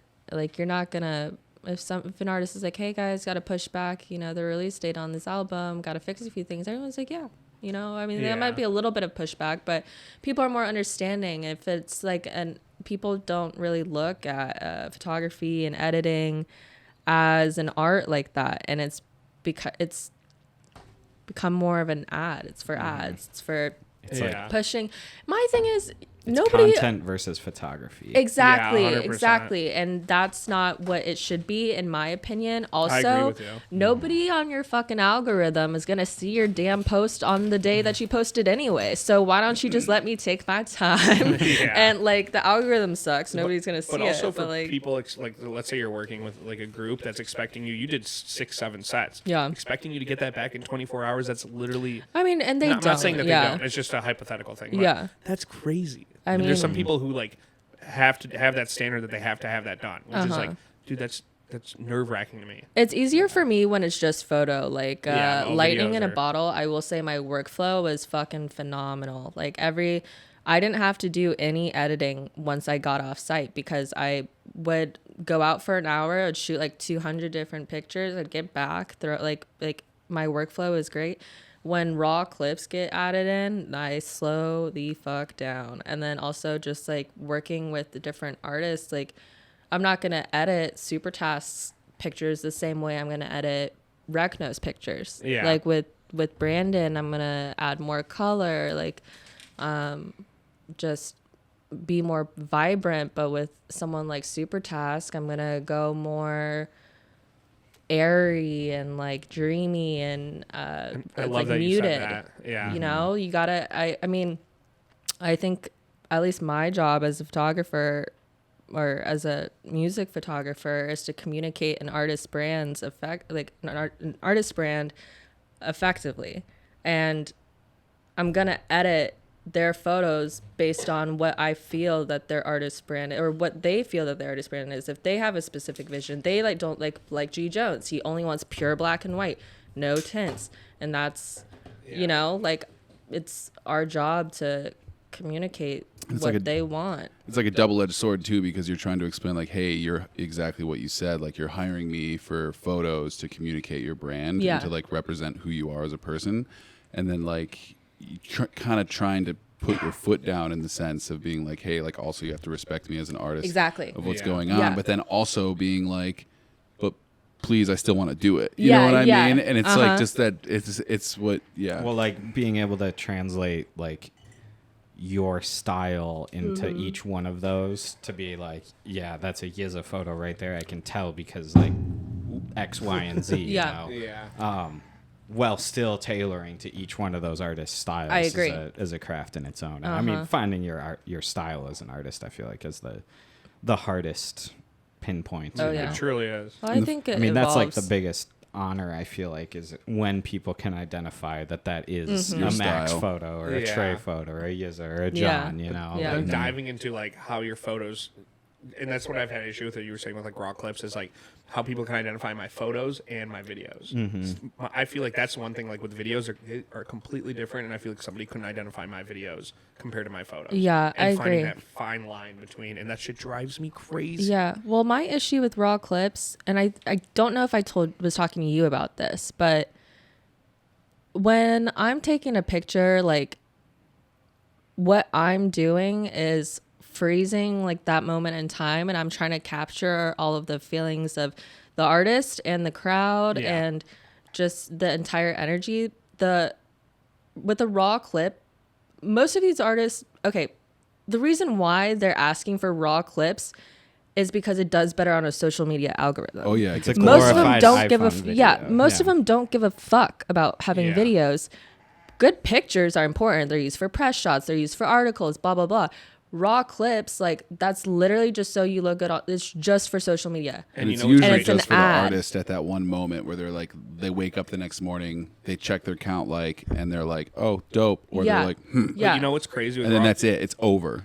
that's what I'm You saying. know what's crazy with raw clips though, and I'll let you speak right after this, is that I've talked to Grizz about this, is that he went from going and doing recaps to more raw clips because the raw clips are what hit more Totally. on Instagram. That's what I'm and saying. that blows my mind because It's an people put in ad. so much effort on Into a recaps. recap. Trey, I'm literally saying it's a recap god over here. That's what, It makes no sense to me. It's like we're going backwards. It's Instagram Reels and Instagram really pushing video and and trying to keep and up with short TikTok, form dude. It's content. crazy. Yeah. Well, it's like jerk and jollof. It's that Caribbean celebration thing that I'm doing it all this weekend too.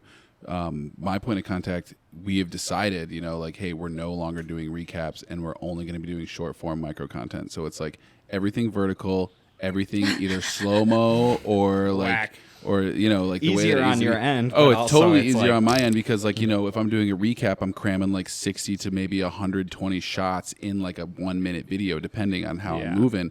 But then like when you've got this micro content, it's basically like the Vine. You know what I mean? Yeah, It's it like is. a shot can be 6 to 10 seconds long if there's only 2 of them in there because it's only a 10-second or a 15-second clip, and it does better on social than a recap. It still blows my It's mind. so you can man. stretch that content out because people are just going to go like this, double tap, move on. Yeah. You know? Yeah, And that's just fucking like- crazy.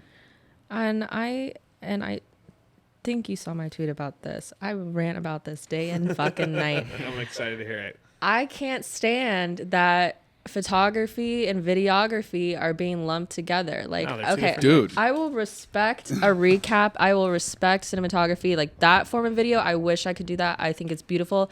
Fuck raw clips. Yeah. Stop. I'm a photographer. I'm not a videographer. Mm-hmm.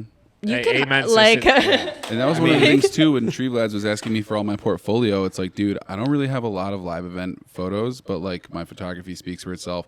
On top of that, like I can give you like 100 different recap videos that I've done that are all bangers. You know what I mean? And they're like, Yeah. okay, raw clips and photos, and it's like, yo, dude, my photo settings and my shutter speed and every single thing like that, it's gonna take me a few seconds to switch that in and out, like when you're moving in between record or shutter button. You know what I mean? Like there's so many different things to do to nail that. It's so annoying for Joe You Hurtler. just gotta set your custom buttons, bro. Come on. Well, yeah, true. I agree with that. But for Joe That's Hurtler, true. dude, I was double strapped up. I had one camera for One camera for video, one each. for photo, and I was like just so uncomfortable. I'm switching back and forth and switching lenses, Yeah. and I was like, first off, I felt like I was in the wild, wild west. But like, second off, I'm like, it's just so much work. Yeah. Dude, It's when like, are you I was just talking, I think, before about this before we hopped on, but like, I love doing photos and videos. Obviously, like they're both freaking Yeah. You're a my madman. loves. Yeah. But if I could just focus on one or the other, like my work would Your product is definitely gonna be so much better. Because way like, better. I mean, specifically for like the immersive set, like I was terrified. Like this was the most preparation that like the whole project has kind of put into a set. Yeah. Because we had like SFX and flames and like all this stuff to where we had like Excel sheets like breaking down the whole set with like notes and all the different hit points on the flames and all this. So Did you have walkie-talkies or in earpieces? yep, and then It makes a whole difference. Yep. In earpieces. And then also like I was able to like study the set like for the week prior, so I knew it like time and time again, or like by the back of my hand. But like still that terrifying like just risk of like not getting that shot, or like I was literally there's times like when the confetti's going off, I'm switching between video, getting like the initial drop of the video, and then like stopping that, quickly switching to photos. Well, it's still like in the confetti, getting photos of the confetti. Like it was a lot, you know. And it was there was a time too. He dropped like his track "Worthy Opponent," and for some reason in my head I thought it was Fire Dance, and Fire Dance was when we were gonna launch the pyro, and I was like, fuck, I was in the pit and literally like as fast as I could sprinted to the top of the stage, and I was like, oh my god, this isn't even fucking Fire Dance. What am I doing? I'm like out of breath, like dry heaving. Hey, but at least you got those custom buttons set though. That's what matters. Oh dude, those, I mean, I definitely spent, I rented the A7S3 for the weekend and stuff. Nice, dude, that thing bangs. It was insane. I gotta say, it is really weird with the dual ISO. There's like, I mean, 12,800 ISO is cleaner than 8,000 ISO. Yeah, it really makes no sense. It's really weird. This is the native camera ISO. Well, yeah, I know. It's just doing a really weird thing with the sensor that's kind of mind-boggling. But yeah, dope camera. The 70-200 G Master was a fucking beast. But well, like also it comes back to what you were saying with like, my product could go way through the roof, and it's like that's why they have. I'm not sure what team you guys were referencing to earlier, but like that's why they have like 20 people. It was a live coverage. I mean, dude, they had, like I was saying earlier, it was just so crazy to me just to see that they had like 5-6 people on stage shooting and 3 assistants each person. I'm like, damn, I wish I had that. Dope. That's why I want to start working with more festivals and stuff, is because when a festival hires me, I'm focusing on photo, and my shit is way fucking better. Like I went for Brandon's set, had a phenomenal time. I just did photo.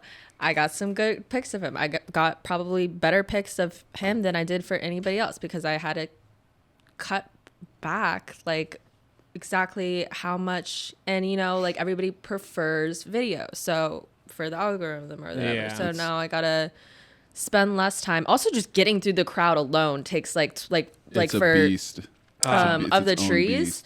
Took me his like, crowd looked crazy. It was fucking thick, and like just trying to get through that alone takes away like a fourth of the set time. And so now, and then also just navigating backstage, all the people standing backstage, like now I have even less time to get 40-second clips each, and then also get artist shots, crowd shots, you know, all of that. It's like we were talking about earlier, the artist versus the operator. It's like, you can get a camera operator anytime, but like, do you want me as a specific artist doing your shit?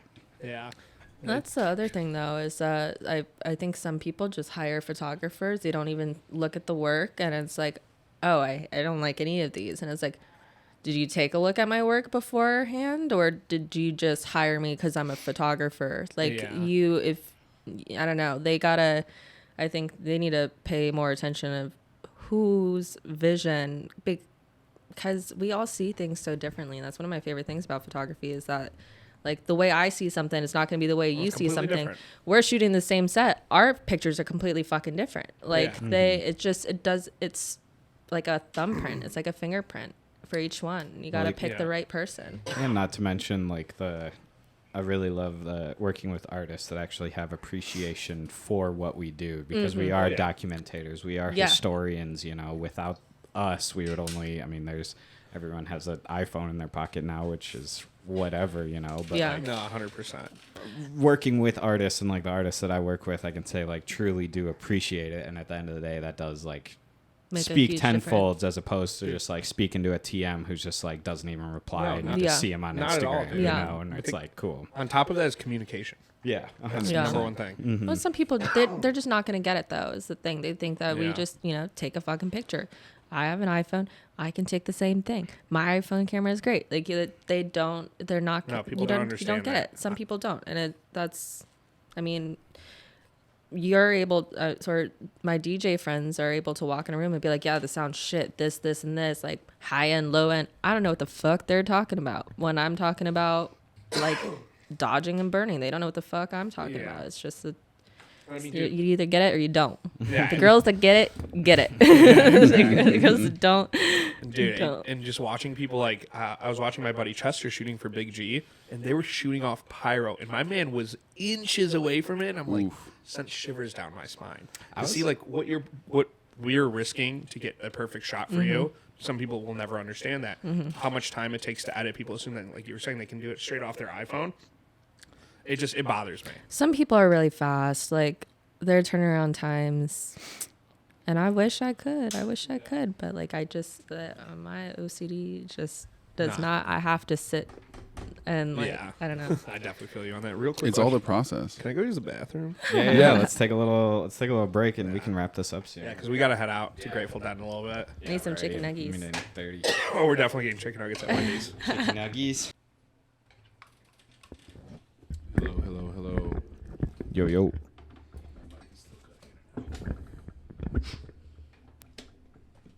Hello. There we go. I can hear you, Big Daddy. There we go. It's time for a new receiver already. No. It was just being weird. I needed a little Nintendo flair, bro. The unplug and plug in. A little blow tech. Right. Cool. You can start us off, Trey. All right. Well, we are at episode 18, sitting here with the legend Max Dashevsky and Y.S.A here. Thank you both for joining us. We are fresh off 5-day festival, Electric Forest. I was sleeping in my bed every night. Still all running on fumes. Yeah. But welcome, guys. Thank you for having us. Yeah. Max, legend in Detroit, been doing I would say, veteran. Oh. Wait. I thought you did that under the table. What? Max is like, this is me. The Great Lakes are calling me right now. Wow. Interesting. But yeah, as I was saying, veteran in the game, amazing photographer.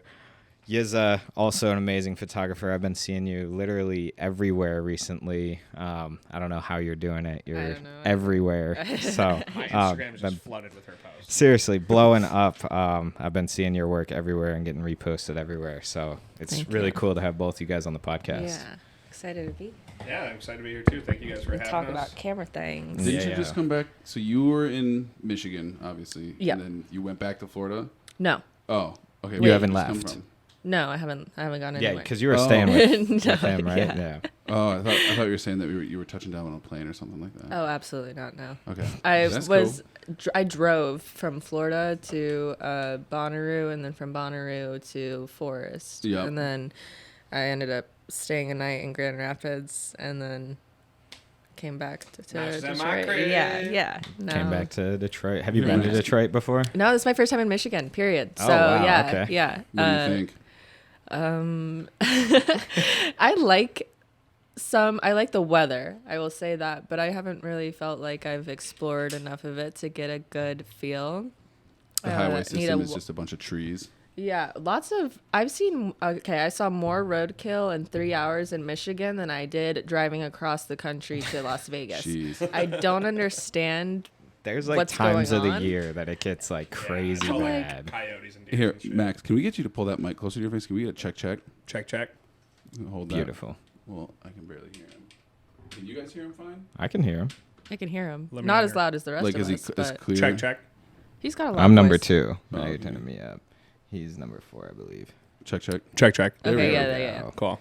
Beautiful. Wow. But yeah, Wow. hella roadkill out here. I don't know what the deal is, if the wildlife haven't gotten the get-go with the highways and stuff. I mean, that's so ignorant to say, but It's a good they need sign some nature and a highways bad for sign. sure. I was gonna say, out in like Utah and Colorado, they have those nature highways, which are Yeah, some in proven. Florida too. Okay, Yeah. they're proven to actually work, which is actually really cool.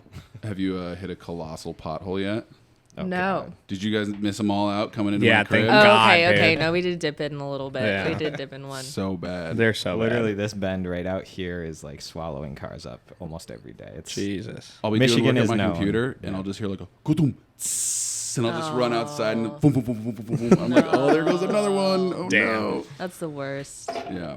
they're craters out here for sure. Oh yeah, Michigan roads suck. Yeah. I mean, one thing that I've been figuring out is most roads in America suck, because I've been, driving around pretty much everywhere, and it's not any better anywhere else. Actually, well, I will say Florida's actually not that bad. Florida's good. I'm realizing that now. Georgia, I gotta say, I think has the best roads. Hands I agree down. with you on that. Hands Tell that down. to Atlanta.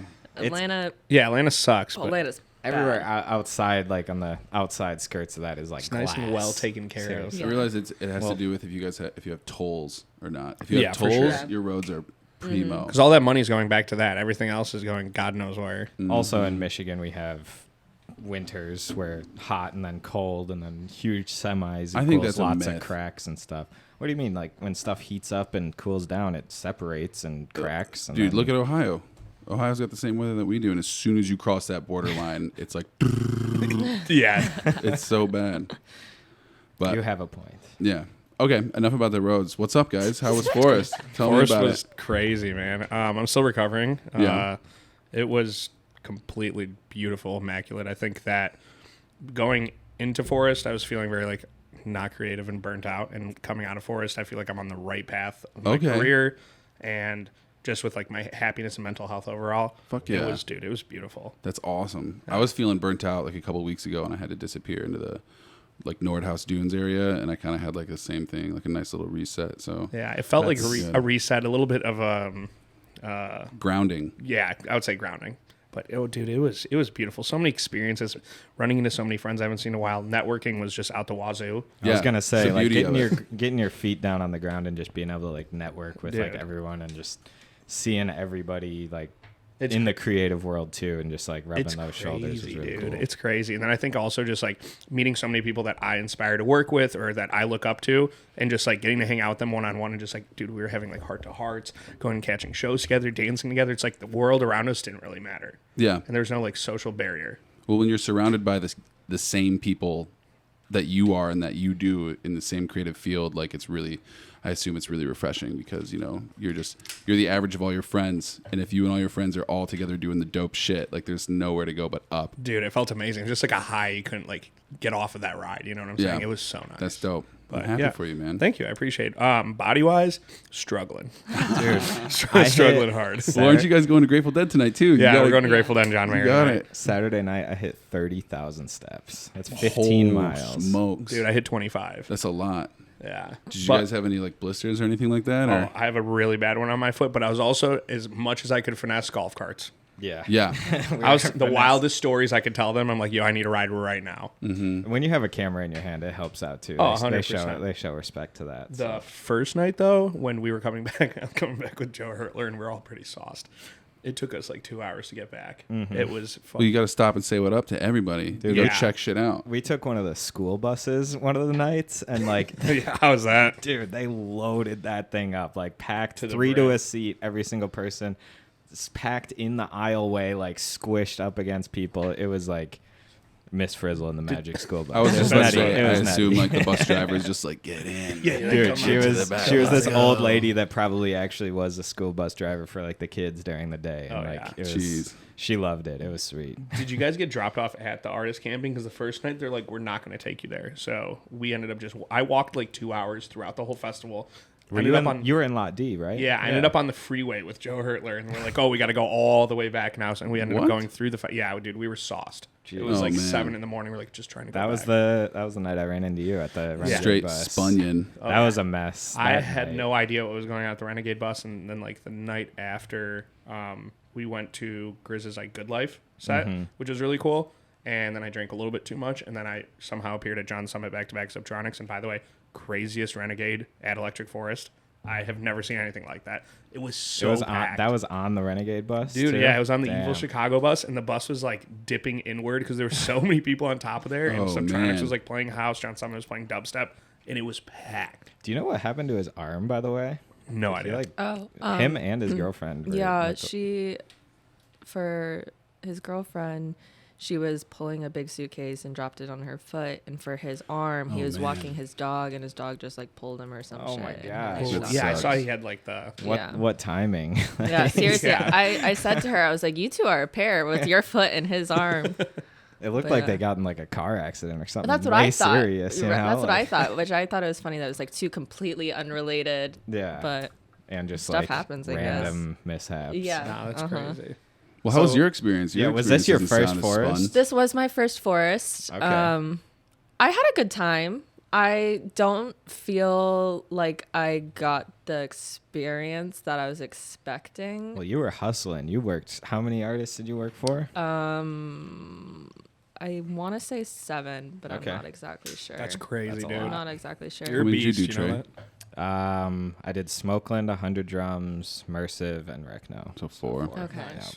I did God, I can't even remember. I did okay, Not Low, Recno, Super Task, Lab Group, Potions, Blue to Tiger. There's someone I'm missing. Of the Trees, right? Oh yeah, Yeah. of the Yeah. trees. Okay, yeah, so sweet. 7. Yeah. Yeah. Dude, I'm so far out of the EDM scene. I don't recognize like half those names. Yeah. I wanted Terrible. to ask you, how was Blue the Tiger? Because, dude, she is so She's dope. awesome. I only caught the end of it because I was working Brandon's set, but yeah, I caught the end of it and snapped some pics of that. But I mostly went for like press shots. My friend Y.S.A, he does official media. I don't know. It's like 00 official. Okay. And so it's like kind of like an acre thing, but they're all over. I know he's based in New York, but he has like Megan Birch on there, and she's based in Texas. She's really awesome. He has another girl, Leah, who's phenomenal. She goes under the name Crump Nugget on Instagram. That's Check funny. her out. Yeah. But yeah, so he plugged me in with Blue to Tiger because he knew I've been trying to get in some more genres besides EDM, like more bands, more Like the rappers indie and scene everything. and all Yeah, that stuff, exactly. Yeah. So that was fun too. Yeah, but for the most part, I think I went into it. I mean, I've been wanting to go to Electric Forest since I was like 13 years old. It's been on my bucket list for a long time. I went into it with like, I don't know, everybody always talks about Forest and how You had like a life huge hype behind it. Exactly. Yeah. So I went into it thinking I was going to have like a very life-changing spiritual experience, which was, I mean, I still had a great time, but I think next time I want to do less artists and actually like get to take it in. I also feel like I'm spoiled because I've been to Halloween a couple times and I love Halloween. That's and the Forest of the South. For exactly. Yeah, that's what I've exactly. heard, too. And it's just like a little bit smaller, so less walking. But I feel like I get the same vibe with like the trees, and they have the big wizard, and I don't know. And also it's Halloween time, which is my favorite holiday, so you get that cool spooky vibe. I feel that though, Yeah. and it is so hard to fully enjoy the Forest. I feel like, I mean, when you have 7 artists you're working for, literally every Yeah. time I was running into you, or Yeah, you're Running probably thinking around about like with your gear and batteries, your stuff, cars, yeah. like Oh, basically yeah. everything on the back of your head. but yeah, I can definitely relate to that. It's kind of hard to find that balance and stuff. And I know like John Humphreys and Zach and stuff. We did the Recno video together, but like they were strictly like, that's the only artist we're working for because we want to like enjoy Forest. Like that's our one festival kind of Yeah, I kind of think- deal. And I was like, I feel you. I'm also like making that check. Yeah, So- yeah. I Yeah. think that's the route I'm gonna take next time, and hopefully get to experience a little bit more. But I don't really have any complaints. I had a good time.